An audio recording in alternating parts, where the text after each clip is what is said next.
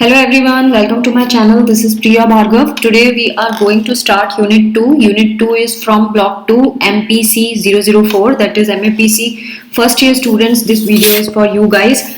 Today we are going to study about pro-social behavior in emergency situations and factors affecting helping behavior. These three topics we are going to cover today. Let us start with today's topic. Pro social behaviour के बारे में हम बात करेंगे। आपको बता दूं जो भी रिलेटेड इस यूनिट से रिलेटेड वीडियोस होंगे वो आपको डिस्क्रिप्शन सेक्शन में मिल जाएंगे, उनके लिंक। आप डिस्क्रिप्शन सेक्शन के लिंक चेक करें और आपको सारी चीज़ें उससे रिलेटेड मिल जाएंगी।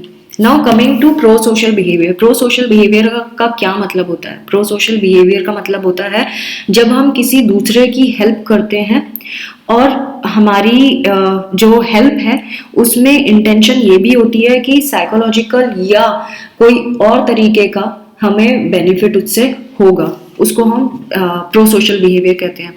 तो कोई भी ऐसा एक्ट जो हम इस गोल से परफॉर्म करते हैं, ये गोल लेकर अपने दिमाग में परफॉर्म करते हैं कि हमें दूसरे की हेल्प करनी है, मदद करनी है, उसको हम प्रो सोशल बिहेवियर कहते हैं। स्टॉब ने 1979 में प्रो सोशल बिहेवियर के बारे में बताया था। अगेन इससे पहले कि मैं आगे बढ़ूँ मैं बता दूं, जहाँ पे भी पिंक हाईलाइट है यानी वो एग्जाम पॉइंट ऑफ व्यू से इंपॉर्टेंट है, पहले भी आ चुका है, आगे भी आएगा। तो ये वो वॉलंटरी बिहेवियर होता है। वॉलंटरी मतलब जो हम अपनी इच्छा से करते हैं और इस इंटेंशन से करते हैं कि हम दूसरे इंसान की हेल्प करना चाहते हैं। तो जो स्पॉन्टेनियस इनिशिएटिव जो हमारा होता है वो यही होता है कि हमारा काम है, हम दूसरे की हेल्प करना चाहते हैं किसी तरीके से।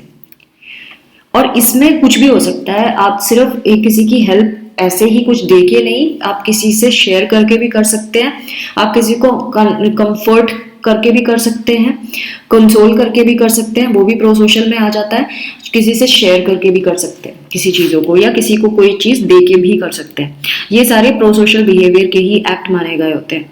सो गोल बस ये है कि दूसरे की हेल्प करनी है, लेकिन प्रो सोशल में एक चीज़ आ जाती है कि सेल्फ इंटरेस्ट भी शामिल होता है। अगर हम देखें तो इसके प्रो सोशल बिहेवियर के कुछ सबसेट्स हैं, जैसे कि एल्ट्रुइज्म और एल्ट्रुइज्म हो गया। एल्ट्रुइज्म को सेल्फ इंटरेस्ट के से कंट्रास्ट कर सकते हैं।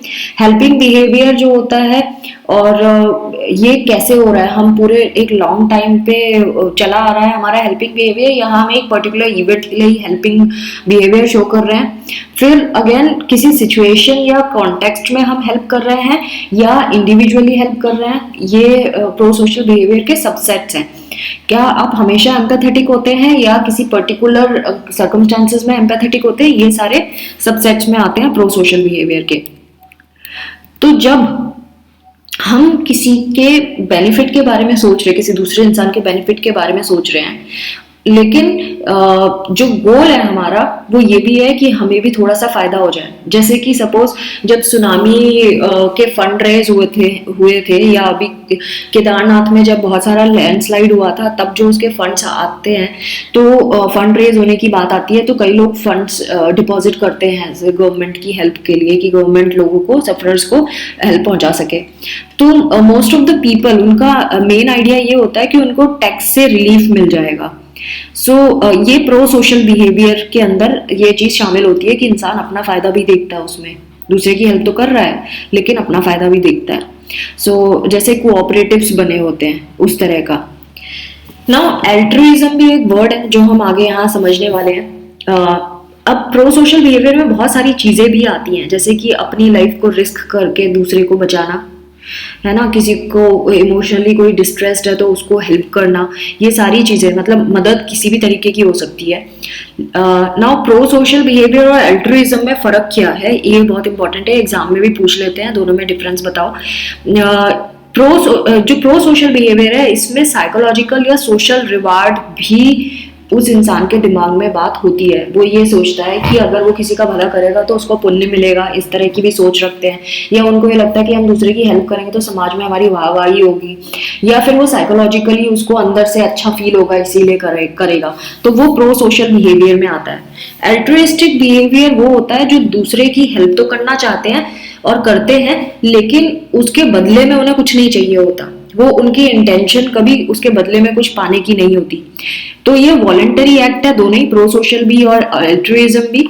लेकिन प्रो सोशल में इंसान कुछ रिवार्ड एक्सपेक्ट करता है, जबकि अल्ट्रुइज्म में वॉलंटरी एक्ट जो है उसमें कोई एक्सपेक्टेशन नहीं होती रिवार्ड की। बस इतना फर्क है, बाकी दोनों ही समाज सेवा ही हैं अपने अपने लेवल की।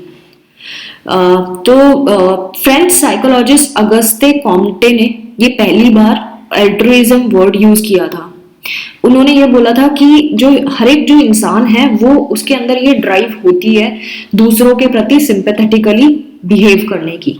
ये हम इनबॉर्न लेके आते हैं, पैदाइशी लेके आते हैं इस चीज को। कोई भी एक स्पेसिफिक टाइप का जो मोटिवेशन होता है दूसरे को बेनिफिट करने का, और विदाउट ये कंसीडर करने का कि खुद के सेल्फ इंटरेस्ट की बात नहीं सोचना, उसको हम अल्ट्रुइज्म कहते हैं। जैसे कि मैंने पहले भी बता दिया, अल्ट्रुइज्म की तरह तरह से इन्होंने डेफिनेशन बताई है और अलग अलग स्पीकर्स क्या बोल रहे हैं, मतलब जिन्होंने डेफिनेशन दी है, जैसे लीली एंड कैंग की ही ऊपर वाली, जिसमें हमारी इनबॉर्न ड्राइव्स के बारे में उन्होंने बात किया था। हॉल ने 1999 में ये वाली डेफिनेशन दी थी, जहाँ पे उन्होंने स्पेसिफिक काइंड ऑफ मोटिवेशन के बारे में बात किया है जो दूसरे को कॉन्शियसली बेनिफिट देने की बात है और अपने सेल्फ इंटरेस्ट को नहीं ध्यान में रखने वाली बात है।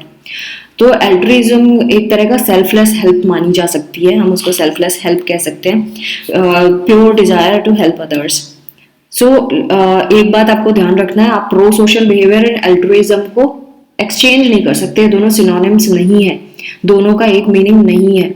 प्रो सोशल बिहेवियर हमेशा दूसरे की हेल्प तो होता है, लेकिन साथ में खुद के बेनिफिट के बारे में भी इंसान सोचता है, चाहे साइकोलॉजिकल हो, चाहे सोशल हो, चाहे पैसे के लिए हो। जैसे कि मैंने बताया, टैक्स एग्जम्पशन मिल जाता है अगर आप रिलीफ फंड्स में पैसे डालते हैं, तो आप फायदा तो कर रहे हैं, दूसरे का भला तो कर रहे हैं, लेकिन साथ में आप टैक्स बेनिफिट भी उठा रहे हैं उस चीज़ का, तो वो प्रो सोशल माना जाएगा। तो मेजर डिफरेंस जो अल्ट्रुइज्म और प्रो सोशल बिहेवियर में है वो यही है कि इसमें सेल्फ इंटरेस्ट आता है प्रो सोशल में, अल्ट्रुइज्म में सेल्फ इंटरेस्ट नहीं आता। कुछ हिस्टोरिकल एस्पेक्ट्स बताए हुए हैं प्रो सोशल बिहेवियर के, कि प्रो सोशल बिहेवियर जो है 1970s में, अर्ली 1970s में इंट्रोड्यूस कराया गया था।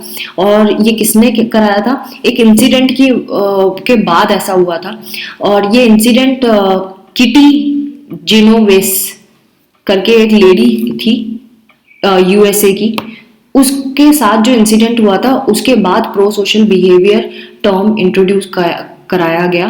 कौन ने? 1990 में कराया गया था। ये जो इंसिडेंट है ये कब का है? ये मार्च 13, 1964 का इंसिडेंट है। किटी जिनोवेस जो थी उसका मर्डर कर दिया गया था उसके घर के सामने। कैसे? वो अपनी अपनी कार को पार्क करती है घर के कुछ दूरी पे, 10 कदम 5-10 कदम दूरी पे, और वो घर की तरफ जब जा रही होती है, सडनली एक बंदा आता है, उसका नाम होता है विस्टन मॉसले आता है, उसका पीछा करता है और उसको पीछे से 2 बारी चाकू मार देता है। जो किटी है वो जोर जोर से चिल्लाती है, हेल्प मांगती है अपने नेबर्स से, लेकिन और जो नेबर्स होते हैं वो हेल्प के लिए बाहर तो नहीं आते, लेकिन वहीं से चिल्लाते हैं, लेट दैट गर्ल अलोन, मतलब उस लड़की को छोड़ दो करके। और जब लोग चिल्लाते हैं और तो विस्टन जो है, जो बंदा स्टैब कर रहा था, उसे चाकू मार रहा था, वो भाग जाता है वहां से सीन से, और वो जो लड़की है क्रॉल करते हुए अपने अपार्टमेंट तक पहुंचती है। वो लड़की का मर्डर हो गया होता है, she died of all the wounds that she got. So जितना उसको चोट लगी उससे वो उसकी डेथ हो जाती है। तो बहुत सारे जो विटनेसेस थे उन्होंने ये पूरा सीन देखा, मतलब जितने भी नेबरहुड में लोग थे उन सबने ये वाले सीन को देखा। उस टाइम पे बहुत ज्यादा 38 नेबर्स थे उसके आसपास पे, सबने उसको चिल्लाते हुए देखा, हेल्प के लिए बुलाते देखा लोगों को, लेकिन कोई भी उसके पास नहीं आया, दूर से ही बस चिल्लाते रहे पड़ोसी। सो अब क्वेश्चन ये अराइज होता है कि इतनी एपैथी क्यों थी, इतना लैक ऑफ कंसर्न क्यों था, इतना इनडिफरेंस क्यों था सारे नेबर्स में, क्यों कोई आया क्यों नहीं उसको बचाने के लिए।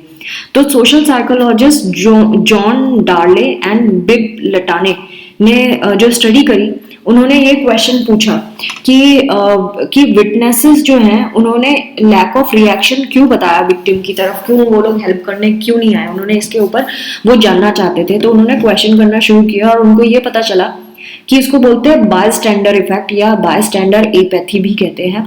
बाय स्टैंडर एपैथी या बाय स्टैंडर इफेक्ट ये एक मेजर फैक्टर था जिसकी वजह से उसको बचाने कोई नहीं आया।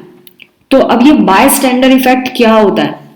ये वो फिनोमेना है जिसमें जितने ज्यादा लोग होते हैं आसपास वो उतने ही वो कंफ्यूज होते हैं कि हेल्प कौन करेगा। तो जितने ज्यादा लोग किसी इंसिडेंट को देख रहे हैं, आप मान लीजिए, उतने ही कम चांसेस है कि सामने वाले को हेल्प मिलेगी। कोई भी इमरजेंसी सिचुएशन जब आती है तो ऑब्जर्वर्स ये सोचने लग जाते हैं कि उन्हें एक्शन लेना चाहिए या नहीं लेना चाहिए, और जितने कम लोग होंगे उतने ही जल्दी एक्शन हो जाएगा, एक्शन करेंगे। सो ये आपको ध्यान रखना है। बिल लटाने एंड जॉन डार्ले ने 1969 में ये पता लगाया कि जो टाइम होता है एक्शन लेने का वो और जो हेल्प चाहिए है वो वेरी करता है कि कितने सारे लोग उस रूम में हैं। जैसे कि उन्होंने एक एक्सपेरिमेंट किया जहां पे उन्होंने 3 ट्रीटमेंट कंडीशन रखी। एक में जो पार्टिसिपेंट्स थे उनको अकेले अकेले रूम में बिठा दिया, दूसरे में 2 पार्टिसिपेंट्स को एक ही रूम में बिठाया, और तीसरे में 2 कन्फिडरेट्स थे और एक नॉर्मल पार्टिसिपेंट था। कन्फिडरेट्स मतलब जो एक्सपेरिमेंटर से मिला हुआ होता है। तो जो पहला रूम था उसमें उन्होंने जब क्वेश्चनर दे दिया पार्टिसिपेंट को और बोला, जहाँ पे अकेले पार्टिसिपेंट अकेले अकेले रूम में बिठाए जा रहे थे, उनको बिठाया, क्वेश्चनर दिया और उनको बोला सॉल्व करो। और जब वो सॉल्व करने लगा तो धीरे से स्मोक छोड़ दी रूम में, मतलब धुआं छोड़ना शुरू कर दिया। इस केस में जब वो अकेले पार्टिसिपेंट अपने क्वेश्चनर कर रहे थे तो 75% टाइम ये हुआ कि एक्सपेरिमेंटर को स्मोक की कंप्लेंट की गई कि भाई इस रूम में धुआं आ रहा है करके। लेकिन जब एक रूम में 2 लोग बैठे हुए टेस्ट कर रहे थे तो 38% टाइम ही ऐसा हुआ कि पार्टिसिपेंट्स ने स्मोक का रिपोर्ट किया। और जो तीसरी कंडीशन थी जिसमें 2 लोग एक्सपेरिमेंटर से मिले हुए थे और एक ऐसा था जो अनजान था हर चीज से, उस केस में सिर्फ 10% टाइम ही ऐसा हुआ कि स्मोक की कंप्लेंट की गई, क्योंकि वो जो कॉन्फिडरेट्स थे उन्होंने स्मोक तो देखी लेकिन उन्होंने कंप्लेन नहीं करी, उन्होंने इग्नोर कर दिया स्मोक को। नाउ इन्होंने इस स्टडी से क्या पता लगाया? उन्होंने ये पता लगाया 2 मेजर फैक्टर हैं जो कंट्रीब्यूट करते हैं बाय स्टैंडर इफेक्ट के। बाय स्टैंडर इफेक्ट क्या था कि जितने ज्यादा लोग होंगे उतना ही कम एक्शन लिया जाएगा, जितने कम लोग होंगे उतने ज्यादा एक्शन की चांसेस ज्यादा है। तो बाय स्टैंडर इफेक्ट के 2 मेजर कारण है। पहला कि बहुत सारे लोग जब होते हैं तो डिफ्यूजन ऑफ रेस्पॉन्सिबिलिटी हो जाती है, यानी कि सब ये सोच रहे होते हैं अच्छा इतने सारे लोग हैं कोई तो एक्शन कर ही देगा, ऐसा करके वो खुद की जिम्मेदारी से मुंह कर जाता है हर एक इंसान। उनको ज्यादा प्रेशर नहीं लगता कि भाई हमें एक्शन करना चाहिए, इस तरह से वो सोचते नहीं है। और ये चीज रेस्पॉन्सिबिलिटी जो होती है वो शेयर हो जाती है सबके बीच में। इसीलिए सेकंड फैक्टर जो बाय स्टैंडर इफेक्ट को बढ़ावा देता है वो क्या है, उनको जरूरत ही नहीं महसूस होती कि उनको बिहेव करने की जरूरत है, there is a need to act, और अगर करने की जरूरत है तो सोशली एक्सेप्टेबल वे क्या है करने का, उनको ये नहीं समझ आता।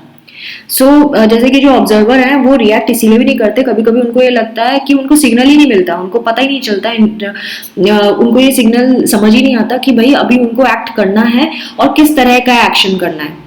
कभी कभी ऑनलुकर्स ये भी सोचते हैं कि वो इतनी कंफ्यूजिंग सिचुएशन है कि उनको समझ ही नहीं आता कि क्या इस सिचुएशन में उन्हें एक्शन करना भी है या नहीं करना है। तो जब इंसान कंफ्यूज होता है तो नहीं करता। अब जैसे ये किटी जिनोवेस का जो हमने केस पढ़ा था स्टैबिंग वाला, जिसमें चाकू मार दिया गया था, उसमें हमने ये देखा कि 38 विटनेसेस थे लेकिन किसी ने भी एक्शन नहीं लिया। क्यों नहीं लिया? क्योंकि उनको ये लग रहा था कि ये लवर्स हैं, वो आपस में झगड़ा कर रहे हैं, तो उनको बिल्कुल एहसास नहीं हुआ कि उस लड़की का मर्डर हो जाएगा। So this is called bystander effect. Now next topic is pro social behaviour in emergency situation. मान लीजिए जो ये डार्ले एंड लटाने हैं, इन्होंने 1969 में ये बताया कि कौन कौन से एक्शंस उन्हें लेने चाहिए। 5 स्टेप्स इमरजेंसी सिचुएशन में क्या होने चाहिए। पहली चीज नोटिसिंग द इमरजेंसी। इमरजेंसी है, इसको नोटिस करना जरूरी है। लोग इतने जल्दी में अपने काम में निकल जाते हैं कि वो ध्यान ही नहीं देते कि कहीं पे कुछ इमरजेंसी सिचुएशन हो रही है। तो सबसे पहली बात कि आपको नोटिस करना होगा कि इमरजेंसी हुई है। दूसरी चीज interpreting an emergency as an emergency. उसके बाद अगर आपने इमरजेंसी देख ली बाय चांस, आप जल्दी में तो थे लेकिन आपको फिर भी नजर पड़ गई कि इमरजेंसी है, अब नाउ आपको उसको कंसीडर करना है कि वो इमरजेंसी है। ऐसा ना हो कि बाय स्टैंडर्ड की तरह आप बस यही देखते रहे कि हाँ कोई इवेंट हो रहा है, लेकिन आपको ये नहीं समझ आ रहा कि ये वाकई इमरजेंसी सिचुएशन है। तो जब बहुत सारे लोग ऐसे होते हैं तो वो इग्नोर कर देते हैं, वो उनको समझ ही नहीं आता कि ये सच्ची में ऐसी सिचुएशन है जहाँ पे ये इमरजेंसी हुई है करके। तो दूसरों के रिएक्शंस की वजह से भी लेट हो जाते हैं। हम एक दूसरे के रिएक्शन को देखने लगते हैं कि दूसरे क्या समझ रहे हैं, क्या मुझे कोई इमरजेंसी लग रही है या दूसरों को भी लग रही है। तो हम जब दूसरों पे डिपेंड हो जाते हैं ये डिसाइड करने के लिए कि इमरजेंसी है या नहीं है, तो ये एम्बिगुअस सिचुएशन बन जाती है and we fail to consider an emergency as an emergency. तो एक ब्लैंक एक्सप्रेशन ज्यादातर लोगों के फेस पे होता है जब कुछ अजीब सी चीज होती है, हट के चीज होती है, नॉर्मल से हट के चीज होती है। सो एक ये है। थर्ड पॉइंट ये है assuming that it is your responsibility to help. Now अगर सपोज आपने इमरजेंसी होते हुए देख ली, आपने ये भी समझ लिया कि ये वाकई एक इमरजेंसी है, नाउ क्या आप उसको अपनी जिम्मेदारी समझते हैं कि ये आपकी जिम्मेदारी है किसी की हेल्प करना? आप अपनी जिम्मेदारी समझना भी जरूरी है। बहुत सारे विटनेसेस होते हैं तो उसमें डिफ्यूजन ऑफ रेस्पॉन्सिबिलिटी हो जाता है। सब लोग ये सोचने लगते हैं कि नहीं ये कोई और कर देगा हेल्प, मैं क्यों पंगे में पड़ूं, और जो सेंस ऑफ रेस्पॉन्सिबिलिटी है वो डिक्रीज हो जाती है व्हेन विटनेसेस हैव इंक्रीज्ड। अगर विटनेसेस का काउंट ज्यादा है तो सेंस ऑफ रेस्पॉन्सिबिलिटी डिक्रीज हो जाती है। सब लोगों को ये लगने लगता है कि कोई और कर लेगा, मैं नहीं तो कोई और इस तरह से कोई भी एक दूसरे की उस इमरजेंसी सिचुएशन में किसी की हेल्प नहीं करता। तो पहली कंडीशन थी इमरजेंसी को नोटिस करना, दूसरा था इमरजेंसी को इमरजेंसी समझना, तीसरा था रेस्पॉन्सिबिलिटी मानना कि हमारी रेस्पॉन्सिबिलिटी है हेल्प करने की, and fourth point knowing what to do. मान लीजिए आपको पता है कि आपकी जिम्मेदारी है हेल्प करना, आप विलिंग भी है, तो आपको पता है आपको क्या हेल्प करनी है किसी की। एक पर्सन को ये जानना भी जरूरी होता है किस तरह की असिस्टेंस वो इंसान दे सकता है इमरजेंसी सिचुएशन में, क्या वो हेल्प कर भी पाएगा या नहीं कर पाएगा। नेक्स्ट फिफ्थ पॉइंट है making the decision to help. Now आपको डिसाइड करना है कि आपको हेल्प करना है। अब मान लीजिए आपको ये भी पता चल गया, आपको ये भी पता है कि आपको हेल्प करना है। नाउ अब आप ये डिसाइड करेंगे कि आपको हेल्प करना है, किस तरह से करना है, क्या हेल्प करना है, और अब आप हेल्प करेंगे क्योंकि आपको पता चल गया आपको क्या हेल्प करनी है। अगर आपको ये पता भी है, अब आप ये भी सोच सकते हैं कि आपको ये तो पता है आपको क्या हेल्प करनी है, लेकिन कभी कभी आप ये भी सोचते हो कि मैं क्यों पछड़े में पड़ूं, या मुझे ये आता ही नहीं है, मुझे पता है कि ऐसी हेल्प होगी लेकिन मुझे करना नहीं आता। तो फिर आप कैसे हेल्प करेंगे? आप हेल्प नहीं कर सकते। तो मार्कले ने ये एग्जामिन किया था इंटरनेट चैट रूम सिचुएशन में, जहाँ पे ग्रुप में बहुत सारे लोग बैठे थे और उनको कुछ टास्क दिया करने के लिए, तो उन्होंने बहुत ज्यादा लंबा टाइम लगा दिया करने में। लेकिन जब उसी ग्रुप में से किसी एक बंदे का नाम लेके उसको काम करने के लिए बोला तो उसने फट से करके दिखा दिया कम टाइम में। तो ये प्रूव करता है कि जब हम एक इंसान जिसको नाम लेके अगर उसको काम कराया जाए तो वो जल्दी करता है एज कम्पेयर टू आप पूरे ग्रुप को अगर काम करने के लिए बोले तो। Next topic is factors affecting helping behaviour. ये इंपॉर्टेंट है एग्जाम पॉइंट ऑफ व्यू से। यहाँ पिंक हाईलाइट होना था बट ये येलो से हाईलाइट किया हुआ है मैंने। एनीवेज ये इंपॉर्टेंट टॉपिक है, ये मेरे एग्जाम में आया था। फर्स्ट पॉइंट है फिजिकल अट्रैक्टिवनेस, मतलब किसी को अगर हेल्प चाहिए तो ऐसी कौन कौन सी सिचुएशन है जहाँ पे हेल्प जल्दी मिल जाती है। पहली फिजिकल अट्रैक्टिवनेस, अगर कोई फिजिकली बहुत अट्रैक्टिव है, खूबसूरत है, या उसकी पर्सनैलिटी बहुत अट्रैक्टिव है, तो बहुत ज़्यादा चांसेस होती हैं कि उसको हेल्प मिल जाएगी और आराम से मिल जाएगी। तो फिजिकली अट्रैक्टिव लोग जो होते हैं वो जल्दी हेल्प उनको मिलती है as compare to unattractive people. और इसके पीछे क्या रीज़न है? इसके पीछे ये रीजन है कि जो सोसाइटी में ऐसा होता है कॉन्शियसली या सबकॉन्शियसली, हम अट्रैक्टिव इंडिविजुअल्स को डिफरेंटली ट्रीट करते हैं और अट्रैक्टिव लोगों की लाइफ भी ज़्यादा बेटर होती है, ऐसा स्टडी कहती है।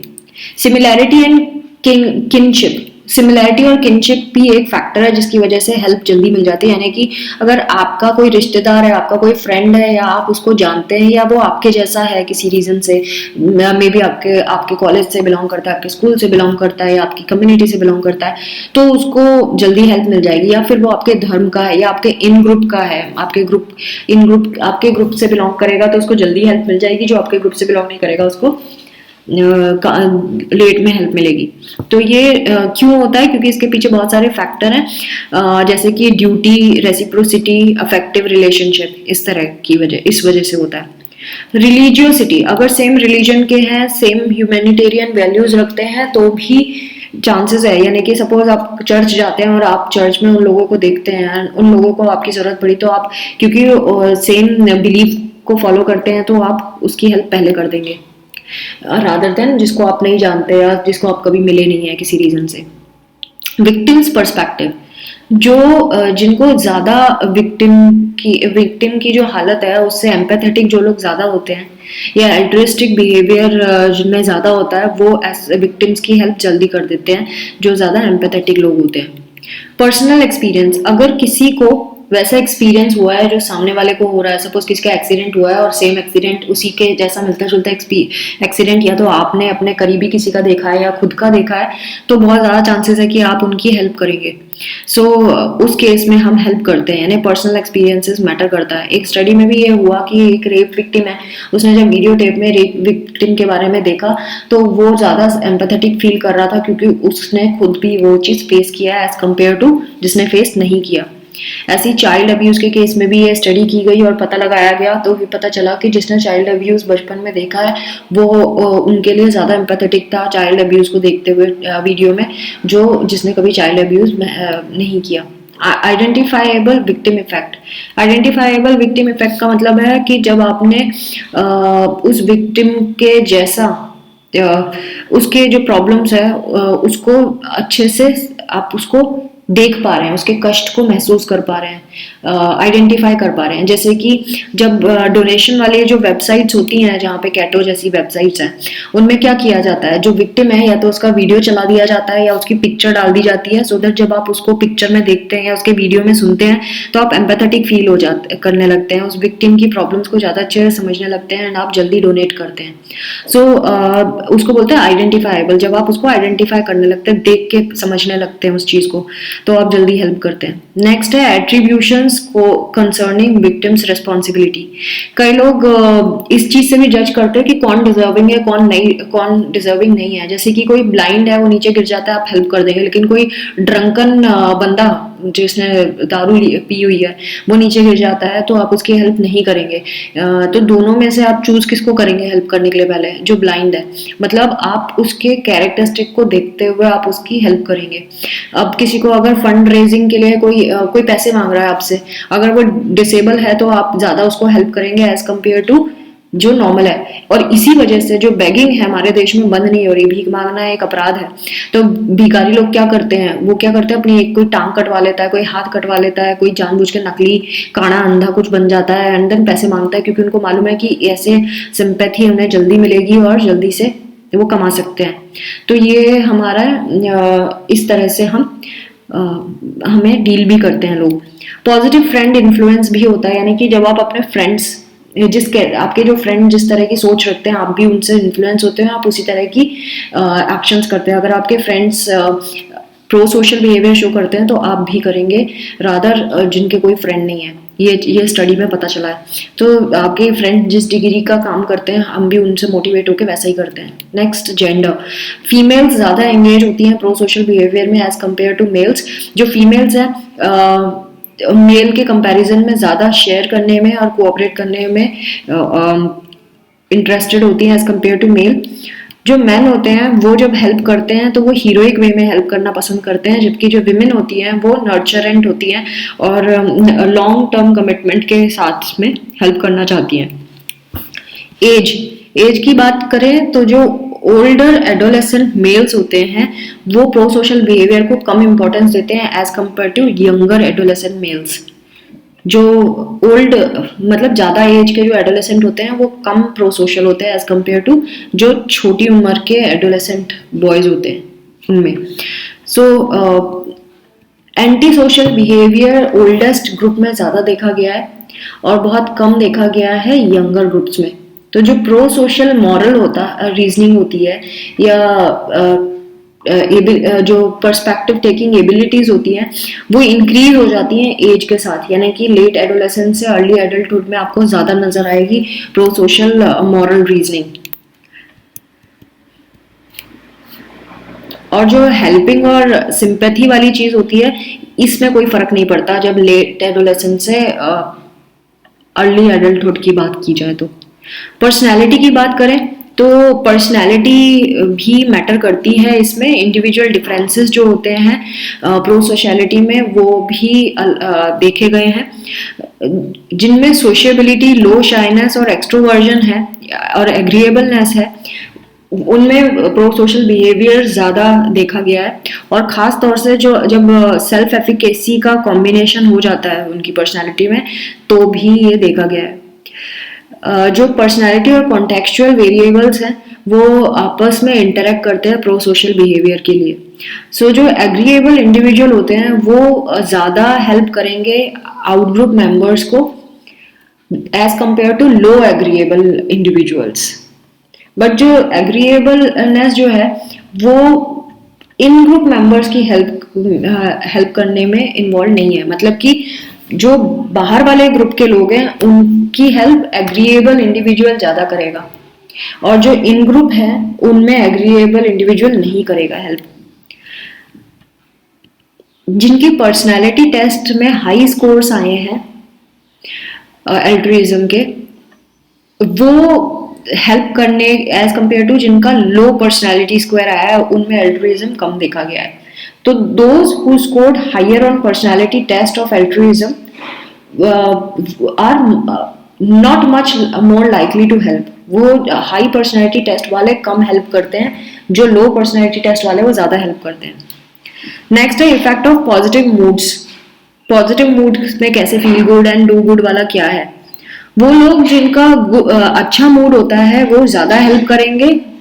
जैसे कि ईसन एंड लेविन ने बताया था, शॉपिंग मॉल में एक स्टडी की थी उन्होंने, क्या किया था, जो फोन बूथ होता है, फोन बूथ में डाइम मतलब सिक्का, जो जिनको सिक्के मिले जिन लोगों को, उनके ऊपर ये स्टडी की गई कि एक फोन बूथ है, फोन बूथ में जितने भी लोग घुसते थे वहां पे उन्होंने सिक्का डाल दिया था और छुपा के डाल दिया था, तो कुछ को मिलते थे कुछ को नहीं मिलते थे। सो इन्होंने स्टडी की कि जो भी फोन बूथ से जैसे ही वो बंदे बाहर आएंगे तो वहां से इनका एक बंदा आएगा, एक्सपेरिमेंट कन्फिडरेट जिसे कहते हैं, एक्सपेरिमेंटर का एक बंदा आएगा और पेपर के बंडल लेके उससे टकरा जाएगा और नीचे गिर जाएंगे उसके पेपर। हमें ये चेक करना था कि फोन बूथ से निकलने वाला बंदा उसकी कितनी हेल्प करता है उसके पेपर उठाने में, और जो फोन बूथ से निकलेगा उसके ऊपर ये नोटिस किया जा रहा था कि उसको टाइम मिलता है तो वो क्या करता है, हेल्प करता है कि नहीं करता, और टाइम नहीं मिलता है तो वो क्या करता है। सो इन्होंने जब स्टडी किया तो इन्होंने फाइंड आउट किया कि 84% टाइम्स उन लोगों ने हेल्प करी जिनको टाइम मिला था, मतलब सिक्का मिला था, और जिनको नहीं मिला था उनमें सिर्फ 4% लोग थे जिन्होंने हेल्प करी थी। टेरेंग एंड हेयर ग्रीव्स ने 2004 में पता लगाया कि लोग ज़्यादा हेल्प तभी करते हैं जब वो अच्छे मूड में होते हैं, और उसके पीछे बहुत सारे रीज़न होते हैं। जैसे क्या रीज़न हो सकता है, जैसे उन्होंने टेस्ट अच्छा करके आए हैं इसलिए उनका मूड अच्छा है, या फिर उनको गिफ्ट मिल गया, या वो अच्छे थॉट्स हैं उनके माइंड में, या वो प्लीजेंट म्यूजिक सुन रहे हैं इस वजह से। गुड मूड्स जो है वो क्यों इंक्रीज कर देता है, 3 रीजन से हेल्पिंग इंक्रीज हो जाती है गुड मूड की वजह से। क्योंकि गुड मूड जो होता है वो हमें सिंपैथेटिक वे में सोचने में हेल्प करता है। दूसरा, जो गुड मूड होता है वो और ज्यादा बढ़ जाता है जब आप दूसरे की हेल्प करते हैं, और ये गुड मूड कम हो जाता है जब आप किसी की हेल्प नहीं करते हैं। गुड मूड्स जो होते हैं वो सेल्फ अटेंशन को इंक्रीज कर देते हैं, और इस वजह से क्या होता है कि हमें और अच्छा, हमारा जो बिहेवियर है वो और ज्यादा अच्छा हो जाएगा, और हमारे जो वैल्यूज और बिलीव्स हैं उसके अकॉर्डिंगली हम बिहेव करेंगे। तो जो हमारा गुड मूड है वो 3 रीजन से हमारी हेल्प करता है। पहला, जब हम गुड मूड में होते हैं तो हम ज़्यादा सिंपैथेटिक होते हैं। दूसरा, जब हम किसी की हेल्प करते हैं तो हमारा मूड और ज़्यादा अच्छा, बहुत लंबे टाइम तक रहता है। और थर्ड, हमारा सेल्फ अटेंशन इंक्रीज रहता है जब हमारा गुड मूड होता है, और जिसकी वजह से हम चांसेस ज़्यादा होती है कि हम अपनी वैल्यूज़ और बिलीव्स के अकॉर्डिंगली एक्ट करेंगे या बिहेव करेंगे। तो friends, this was all about half of this unit. Next video में मैं बचा हुआ चैप्टर आपको बताऊंगी। आई होप मेरे वीडियोस आपको यूजफुल लगते हैं। अगर ऐसा है तो do not forget to subscribe, like and share my videos with rest of the students. Thanks for watching, take care of yourself, bye bye.